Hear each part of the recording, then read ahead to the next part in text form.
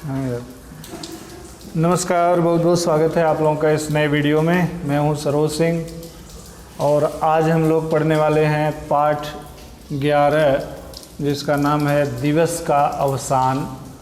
अवसान माने होता है बच्चों समापन, अंत। दिवस यानी दिन, दिन का अंत। तो इसके कवि हैं अयोध्या सिंह उपाध्याय हरिऔध। सबसे पहले हम लोग कवि का परिचय जान लेते हैं।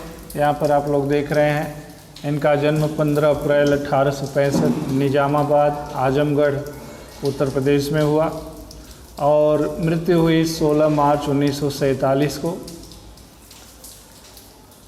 अयोध्या सिंह उपाध्याय हरिऔध जी खड़ी बोली के प्रथम महाकाव्यकार। हरिऔध जी की भूमिका हिंदी साहित्य के विकास में नींव के पत्थर के समान है।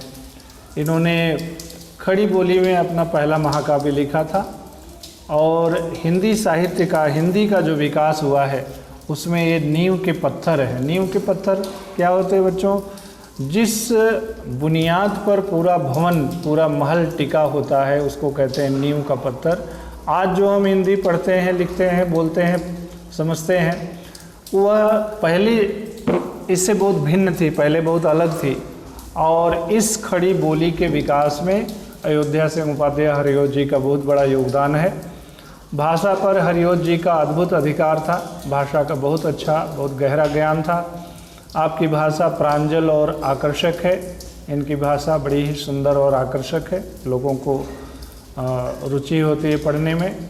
आपकी रचनाओं में संस्कृत के तत्सम शब्द, फारसी, उर्दू आदि के शब्दों का प्रयोग हृदयग्राही है। यानी तत्सम उसको कहते हैं। सबसे पहले आप लोग जान लो बच्चों कि जो हमारी हिंदी है, जिस हिंदी को हम पढ़ते लिखते हैं, ये हिंदी संस्कृत से ही बनी हुई है और तमाम ऐसे शब्द संस्कृत के हैं जो हूबहू वैसे का वैसा ही संस्कृत से हिंदी में ले लिए गए हैं। उसका इस्तेमाल हिंदी में भी होता है। तो जो हूबहू जिन शब्दों को हिंदी में ले लिया गया है, ऐसे शब्दों को कहते हैं तत्सम। यानी संस्कृत में भी वही और हिंदी में भी वही। जैसे एक उदाहरण हम समझ लें, अग्नि। अग्नि जिसका तद्भव रूप होता है आग, लेकिन अग्नि संस्कृत में भी अग्नि बोलते हैं और हिंदी में भी अग्नि का जब इस्तेमाल करते हैं तो अग्नि को हम कहेंगे तत्सम शब्द। तो संस्कृत के तमाम तत्सम शब्द, फारसी शब्द, उर्दू शब्दों का इन्होंने बड़ा सुंदर प्रयोग किया है अपनी कविताओं में, अपनी रचनाओं में। और इनकी प्रमुख कृतियाँ हैं रसकलश, ब्रजभाषा में ये काव्य संग्रह है। रसकलश ब्रजभाषा, ब्रज के आसपास बोली जाने वाली भाषा, तो ये ब्रजभाषा में लिखा हुआ है। वैदेही वनवास, वैदेही यानी सीता, तो वैदेही वनवास, प्रिय प्रवास, ये सब इनके महाकाव्य हैं। ठेठ हिंदी का ठाठ, अधखिला फूल, ये उपन्यास है। कबीर वचनावली, हिंदी भाषा और साहित्य का विकास, ये सभी आलोचना है। रुक्मिणी परिचय, प्रद्युम्न विजय व्यायोग, ये नाटक है। और हरिऔध सतसई, कल्पलता, चुभते चौपदे, पारिजात, ये सब इनके मुक्तक काव्य हैं। तो आज हम लोग जो कविता पढ़ने जा रहे हैं, जो इनकी रचना पढ़ने जा रहे हैं, ये इनके प्रिय प्रवास महाकाव्य से लिया गया है। प्रिय प्रवास महाकाव्य, महाकाव्य किसको कहते हैं? जो कविता, जो काव्य पूरी एक किताब में वर्णित हो, लिखी गई हो, यानी पूरा एक बुक हो, पूरी किताब हो, ऐसी कविताओं को हम महाकाव्य कहते हैं। जैसे कि रामायण महाकाव्य है और महाभारत महाकाव्य है। तो ऐसा महाकाव्य जिसमें 5-6 सर्ग होते हैं, अध्याय होते हैं, तो इनका एक प्रिय प्रवास महाकाव्य है, उससे ये लिया गया है। महाकाव्य में मुख्य चरित्र के जीवन को समग्रता से विकसित किया जाता है। महाकाव्य में जिसका भी वर्णन किया जाता है पूरे डिटेल में, समग्र रूप से उसका वर्णन किया जाता है।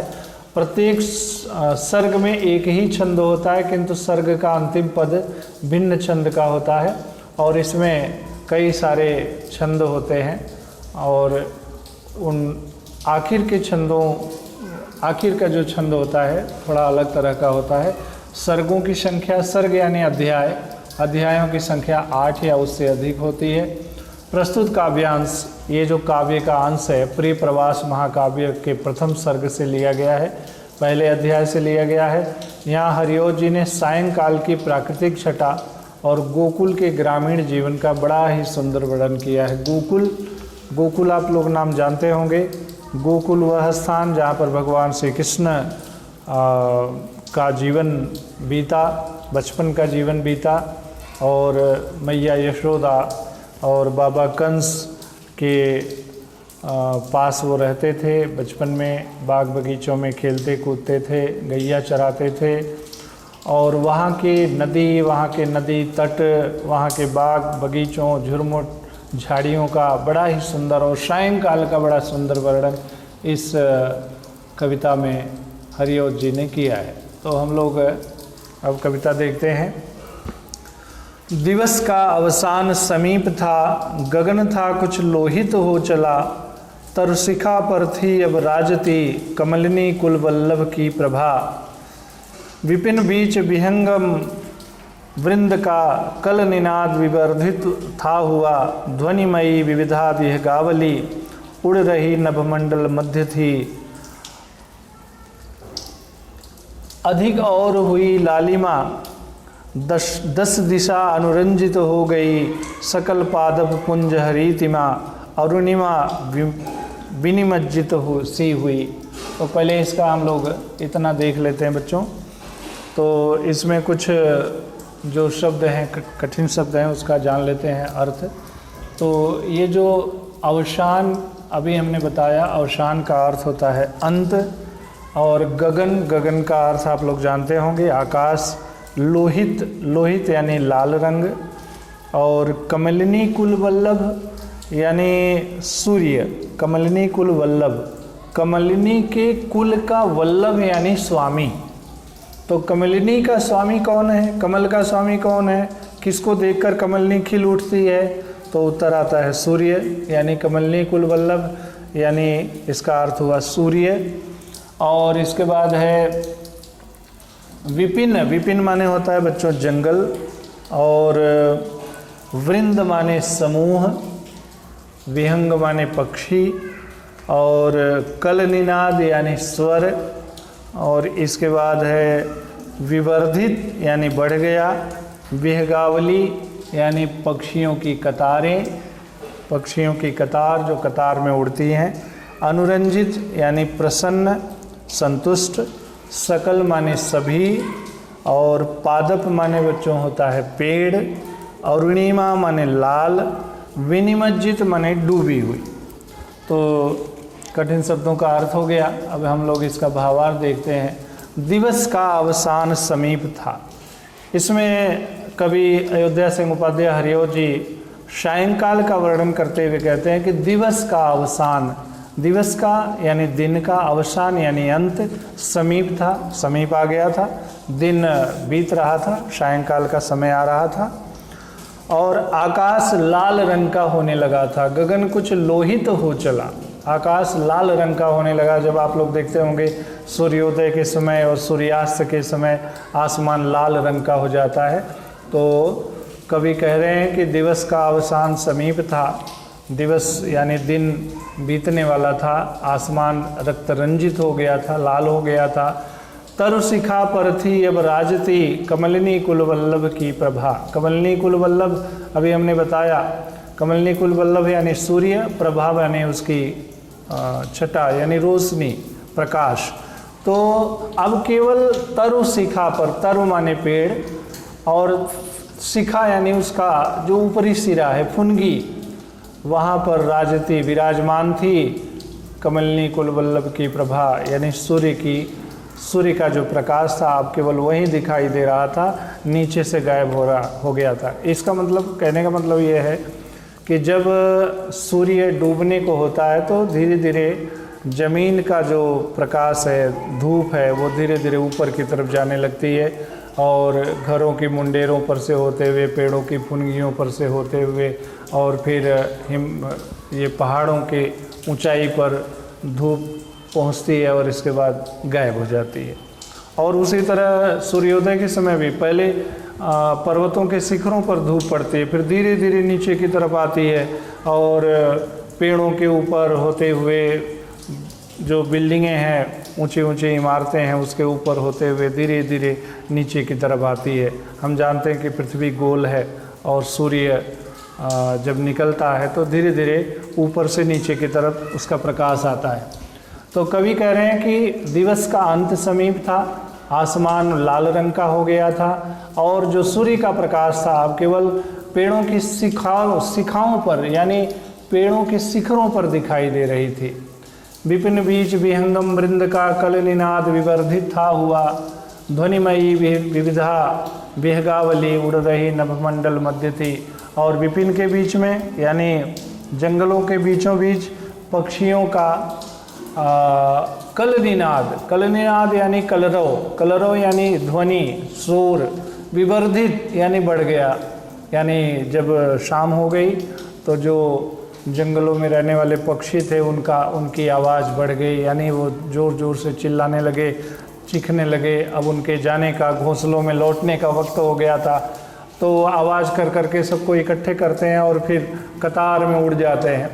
तो कवि कह रहा है कि विपिन बीच विहंगम वृंद का कलनिनाद विवर्धित था हुआ, यानी जंगल के बीचों बीच जो पक्षियों का झुंड है उनका कलरव, उनका शोर बढ़ गया और विभिन्न प्रकार के पक्षी शोर मचाते हुए ध्वनिमयी विविधा विहगावली यानी शोर मचाते हुए, विहगावली यानी पक्षियों का समूह, पक्षियों का झुंड उड़ रही नभमंडल मध्य थी। अब नभ में, आसमान में उड़ने लगी और उड़कर अपने घोंसलों की तरफ लौटने लगे। अधिक और सूर्य नभ लालिमा 10 दिशा अनुरंजित हो गई, सकल पादप पुंज हरितिमा अरुणिमा विनिमज्जित सी हुई। और कवि कह रहे हैं कि आकाश में लालिमा के बढ़ जाने से अधिक और हुई नभ लालिमा, जब लालिमा और बढ़ गई, आसमान की लाली और बढ़ गई, यानी और गहरा लाल रंग हो गया, तो 10 दिशाएं भी उसी लाल रंग की दिखाई देने लगी। यानी वह लाल रंग का जो सूर्य प्रकाश है वो चारों तरफ 10 दिशाओं में उसका लाल रंग बढ़ गया, दिखाई देने लगा। और जंगल के सभी पेड़, सकल पादप यानी वृक्ष, पेड़, और जंगल के सभी पेड़ों की हरियाली जो हरितिमा थी, हरियाली थी, अरुणिमा विनिमज्जित हो गई, यानी अरुणिमा से, अरुण के सूर्य के प्रकाश से, अरुण माने सूर्य, अरुणिमा माने सूर्य का प्रकाश, तो अरुणिमा के इस समय अरुणिमा का प्रकाश कैसा था? लाल रंग का, और उस लाल रंग से पूरे पेड़ नहा लिए, यानी उससे उसका लाल रंग पूरे पेड़ों पर छा गया, यानी पेड़ भी लाल रंग के दिखाई देने लगे। शाम के समय कैसा वातावरण होता है, किस तरह का वातावरण बन जाता है, इसका बड़ा सुंदर वर्णन कवि अयोध्या सिंह उपाध्याय हरिऔध जी कर रहे हैं। आगे पढ़ते हैं। झलकने पुलिनों पर भी लगी, गगन के तल की यह लालिमा, सरी सरोवर के जल में पड़ी, अरुणता अति ही रमणीय थी, अचल के शिखरों पर जा चढ़ी, किरण पादप शीस विहारिणी, तरिणी बिंब तिरोहित हो चला, गगन मंडल मध्य सनय सनय। और आगे निमिष वन व्यापित वीथिका, विविध धेनु विभूषित हो गई, धवल धूसर वत्स समूह भी विलसता जिनके दल साथ था। तो झलकने पुलिनों पर भी लगी। सबसे पहले हम लोग इसका कठिन अर्थ देख लेते हैं। पुलिन माने नदी का किनारा, जो रेत होती है, जो जगह जगह रेत जमा हो जाती है उसको पुलिन कहते हैं। तो पुलिन यानी नदी का किनारा, किनारे की रेत। और अचल माने होता है बच्चों पहाड़, पर्वत। अचल शिखरों पर जा चढ़ी, अचल यानी पर्वत। और शिखर माने आप लोग जानते होंगे चोटी, पर्वतों की चोटी। और इसके बाद है पादप, अभी आप लोगों ने समझा, पादप माने पेड़। विहारिणी यानी विहार करने वाली। और तरणि माने होता है बच्चों सूर्य, तरणि माने सूर्य। और इसके बाद तिरोहित माने डूबना, गायब हो जाना, तिरोहित हो जाना। सनई सनई यानी धीरे धीरे। और निमिष माने पल भर, क्षण भर, जो पल भर का समय होता है उसको निमिष कहते हैं। वीथिका यानी गली, पगडंडी, जो गांव में घास के बीच में से रास्ता रहता है उसको पगडंडी या वीथिका कहते हैं। और व्यापित यानी फैली हुई, व्यापित वीथिका, फैली हुई। और धेनु माने होता है बच्चों गाय, धवल माने स्वच्छ सफ़ेद, धूसर माने धूल से नहाया हुआ, सना हुआ, विलसता यानी सुशोभित होता, दल यानी समूह। तो इसका भावार्थ हम लोग जान लेते हैं। झलकने पुलिनों पर भी लगी गगन के तल की वह लालिमा, सरी सरोवर के जल में पड़ी अरुणता अति ही रमणीय थी। कवि अयोध्या सिंह उपाध्याय हरिओत जी कहते हैं कि गगन की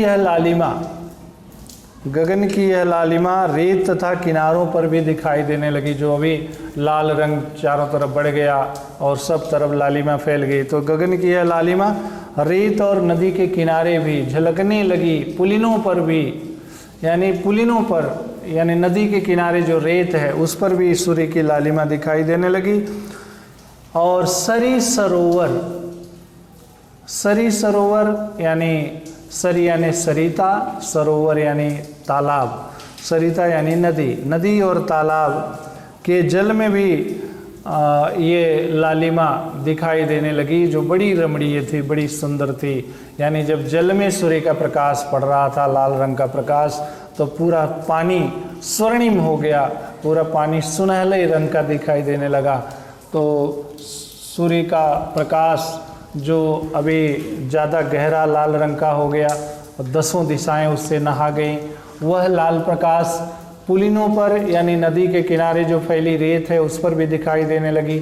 जो गगन के तल की यह लालिमा, अभी तक गगन के तल की लालिमा जो थी वो पुलिनों पर भी दिखाई देने लगी। और यह लालिमा नदियों में, तालाबों के जल में जब पड़ी तो वह नदी और तालाब का जल भी अरुणता से भर गया, यानी लाल रंग का हो गया, स्वर्णिम रंग का हो गया, और वह देखने में बड़ा ही सुंदर दिखाई दे रहा था। आगे कवि कहते हैं कि अचल के शिखरों पर जा चढ़ी।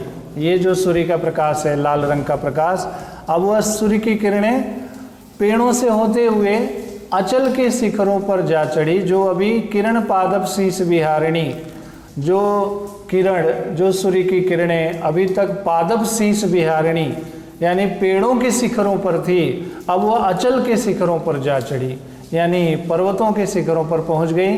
तरण बिंब तिरोहित हो चला गगन मंडल मध्य सनई सनई। और तरण बिंब यानी सूर्य का वह बिंब, वह जो गोला है, अब धीरे धीरे तिरोहित होने लगा, डूबने लगा।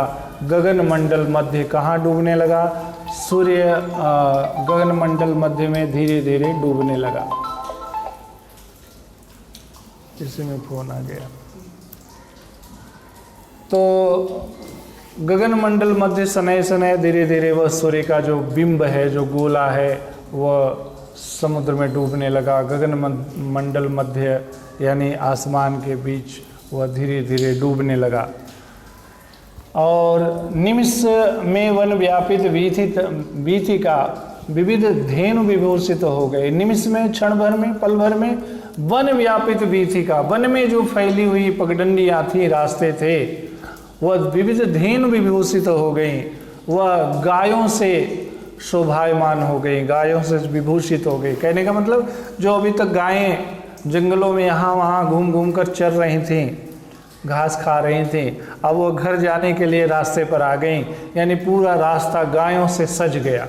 विविध निमिष में वन व्यापित वीथिका, व्यापित माने फैली हुई, वीथिका माने रास्ते, और विविध धेनु विभूषित हो गई, यानी वो गायों से विभूषित हो गई, गायें रास्तों पर आ गईं अब घर आने के लिए। और धवल धूसर वत्स समूह भी, और धवल यानी स्वच्छ सफ़ेद, धूसर यानी धूल से सने हुए उनके जो वत्स समूह थे, वत्स माने बछड़े, बछड़ों का जो समूह था, गायों के जो बच्चों का समूह था, विलसता जिनके दल साथ था, वो भी खूब उछलते कूदते अपनी माताओं के साथ, गायों के साथ घर की तरफ प्रस्थान करने लगे। तो और एक दो छंद देखते हैं बच्चों। अब आगे, जब हुए समवेत सने सने सकल गोप सधेनु समंडली, तब चले ब्रजभूषण को लिए अति अलंकित गोकुल ग्राम को। गगन मंडल में रज छा गई 10 दिशा बहु शब्दमयी हुई, विशद गोकुल के प्रतिगेह में बह चला वर स्रोत विनोद का। शकल वासर आकुल से रहे अखिल मानव गोकुल ग्राम के, अब दिनांत विलोकत ही बढ़ी ब्रज विभूषण दर्शन लालसा। तो अब यहाँ पर थोड़ा समवेत माने संयुक्त एकत्र, और सकल माने सभी, सकल गोप सधेनु समंडली, और सधेनु माने गायों के साथ, समंडली यानी मंडली के साथ, अलंकृत माने सुशोभित, और रज माने बच्चों होता है धूल, और इसके बाद शब्दमयी यानी शब्द से युक्त, विशद माने विस्तृत, गेह माने होता है बच्चों घर, और स्रोत माने झरना, और इसके बाद सकल वासर आकुल से रहे, तो विनोद, विनोद माने होता है प्रसन्नता, वासर माने दिन, अखिल माने संपूर्ण, दिनांत माने दिन के अंत में, विलोकत माने देखते ही, लालसा माने इच्छा। तो अब इसका देख लेते हैं, भावार्थ देख लेते हैं। कवि कहते हैं कि जब सभी गोपों की गायें, जब सभी गोपों की गायें उनके संगी साथी एक स्थान पर एकत्र हो गए, धीरे धीरे सकल गोप सधेनु समंडली, यानी सारे गोप जितने भी ग्वाल थे और अपने गैयों के साथ, अपनी मंडली के साथ जब इकट्ठे हो गए, एकत्र हो गए, तब गोप श्री कृष्ण को लिए, और तब ब्रजभूषण, ब्रज के भूषण, ब्रज के भूषण यानी भगवान श्री कृष्ण को लेकर, जो अति अलंकृत हैं, अति सुशोभित हैं, जो बहुत सुंदर हैं, उनको लेकर सारे ग्वाल बाल गोकुल ग्राम को चल पड़े, यानी गोकुल की तरफ लौटने लगे। यानी कहने का मतलब गैयों को इकट्ठा कर लिए, सभी ग्वाल बाल इकट्ठे हो गए, श्री कृष्ण को अपने साथ ले लिए, गायों बछड़ों ग्वाल बाल श्री कृष्ण सब लोग अब गांव की तरफ लौटने लगे। जो अभी तक पूरे दिन भर गैयां चरा रहे थे, अब वो गांव की तरफ लौटने लगे। गगन मंडल में रज छा गई 10 दिशा बहु शब्दमयी हुई, विशद गोकुल के प्रतिगृह में वह चला वर स्रोत विनोद का। और जब ये लोग चलने लगे, तो गायों के चलने से उनके पैरों से जो धूल उड़ रही थी, उस धूल, वह जो धूल थी वह पूरे गगन मंडल में छा गई। रज यानी गायों के चलने से जो धूल उड़ रही थी, वह धूल पूरे गगन मंडल में छा गई, और सभी दिशाओं में शब्दमयी हुई। 10 दिशा यानी सभी दिशाओं में शोरगुल बढ़ गया, गायों की हुंकार, बछड़ों की पुकार और ग्वाल बालों की आवाज़ें, यानी चारों तरफ यही आवाज़ें सुनाई देने लगीं। और विशद गोकुल के प्रतिगेह में बह चला वर स्रोत विनोद का, यानी विस्तृत गोकुल के गांव के घर घर में, विशद गोकुल के प्रतिगेह में, प्रत्येक घर घर में, गेह माने घर,